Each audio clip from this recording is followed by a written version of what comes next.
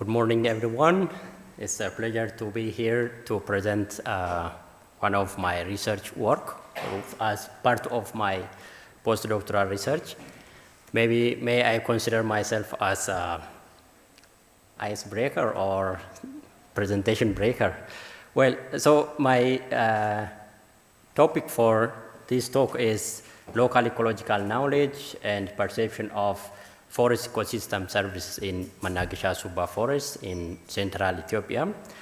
And the authors for this work are, we are three. The one is from Ethiopia, Forest Development Research, and from Professor Pablo Martin Pinto from our research group. Well, as to the context of my presentation, as we know, forest ecosystems, the concept of forest ecosystem or ecosystem in general involves, like in the early 1930s, where from the traditional tree-based or timber-based forest management to conservation of biological diversity, multiple ecosystem services like provisioning services, regulatory, cultural, or other benefits.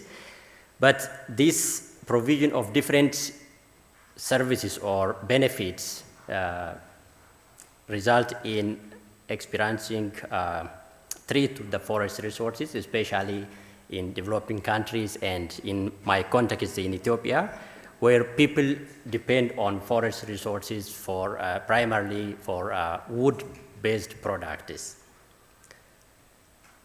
So, parallel to the ecological-based studies for conservation aspects, local ecological knowledge is important to complement scientific data on, especially where long-term monitoring is limited. And also this ecological knowledge is important and recognized in biodiversity conservation, climate adaptation, and ecosystem assessments. And also local ecological knowledge helps to understand or explain how people perceive change of forest cover or maybe forest resources over time. So perception of this ecosystem service and environmental change, how is it related, or maybe what is the connection of this is to say how people perceive forest or forest resource ecosystem services influence resource use, compliance, and conservation outcomes. Therefore, understanding how perception vary by forest proximity, especially where people live, in reference to the forest resource, and also how socio-demographic differences help us to design locally acceptable forest management.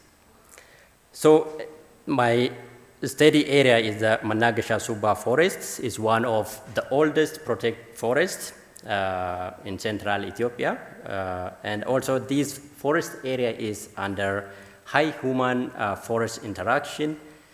As you see in the map, is in the central part, and there are different villages surrounding these forests, which we want to see how the forest proximity, like people's living inside within the concession of forest area, around the boundary of the forest and outside the forestry or the boundary of the forest area, interact or perceive changes in a forest ecosystem or forest product or environmental change is what we want to see.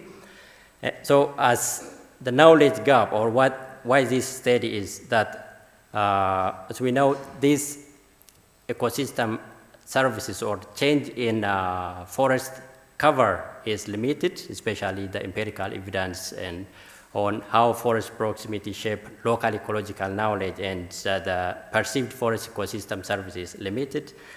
And also few studies combine this a qualitative study like focus group discussion and quantitative household-based surveys in Ethiopia, especially in the montane forests. So there is a need to integrate local voices in a forest management and climate policy issues. Against this context, our study aims to answer How do local people perceive changes in a forest ecosystem attributes like forest cover, climate change, including temperature and forest rainfall, and also how they perceive forest ecosystem types and changes over years. And also we would like to answer how does proximity influence in relation to the local peoples, and also how they understand threat and trade-off exist in forest conservation. To answer these research questions, we used a mixed methods approach involving a questionnaire survey with over 190 respondents, key informant interviews, and focus group discussions. So the main key findings from this is we can, based on the local respondents in terms of forest ecosystem availabilities, we identified 17 ecosystem services with, as you see in the bottom, forest-based products like fuel wood, charcoal, taking the largest proportion of the perceived or maybe the response of the respondents. And also we can see the use of forest ecosystems visually, like wood-based dependence like fuel wood, mushrooms, and edible wild fruits are also among the observed ones. And to quantify and to see quantitatively this perception, we try to categorize these response variables into categorical variables. And based on that, we found age of the respondent, education level, and their wealth status significantly associated with perceived overall perceived changes in forest cover and environmental changes.